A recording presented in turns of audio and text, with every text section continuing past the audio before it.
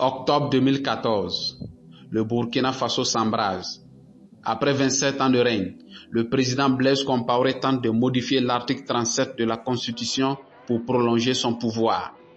Le 30 et 31 octobre, des milliers de Burkinabés descendent dans les rues de Ouagadougou. L'Assemblée nationale est saccagée, vandalisée et incendiée. Face à la pression populaire, Blaise Compaoré démissionne le 31 octobre 2014 et s'exile en Côte d'Ivoire. Une page de l'histoire s'ouvre, celle du renouveau démocratique. Le 17 novembre 2014, une transition est mise en place sous la présidence de Michel Kafando, diplomate chevronné, épaulé par le Premier ministre, le lieutenant-colonel Yacouba Isaac Zida, qui avait bien avant le diplomate occupé les fonctions de chef de l'État. Le pays pense ses plaies, réforme ses institutions et prépare des élections libres. Malgré des tensions et une tentative de coup de force en septembre 2015 menée par le général Gilbert Diendéré, le peuple résiste et la transition dirigée par Michel Kafando est rétablie. Le Burkina Faso s'apprête à vivre son premier véritable tournant démocratique depuis des décennies. Le 29 novembre 2015, les Burkinabés élisent Roch Marc Christian Kaboré président du Faso.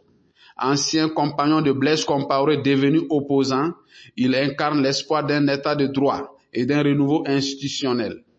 Mais très vite, le pays fait face à un défi sans précédent, la montée du terrorisme qui fragilise la sécurité nationale et épuise les populations. La situation sécuritaire devenait de plus en plus insupportable. Des villages incendiés, des femmes enlevées.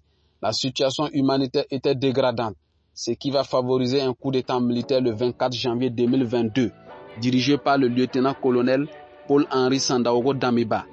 Le mouvement patriotique pour la sauvegarde et la restauration, MPSR, a décidé d'assumer ses responsabilités devant l'histoire, la communauté nationale et internationale.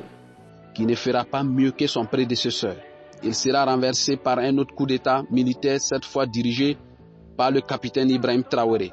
Depuis sa prise de pouvoir, le capitaine Ibrahim Traoré a engagé des réformes structurelles au niveau de l'armée, dans l'administration et dans la gestion du pouvoir public. Il est évident que la priorité du capitaine Ibrahim Traoré demeure la sécurité, regagner les terres occupées par les ennemis.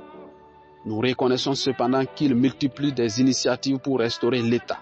Il a réorganisé l'armée burkinabé. Il a réarmé l'armée burkinabé avec des matériels, des armes et des moyens sophistiqués. Il a entamé plusieurs actions de développement socio-économique du pays. Aujourd'hui, malgré les défis persistants, le peuple burkinabé demeure debout, résilient et confiant en son avenir.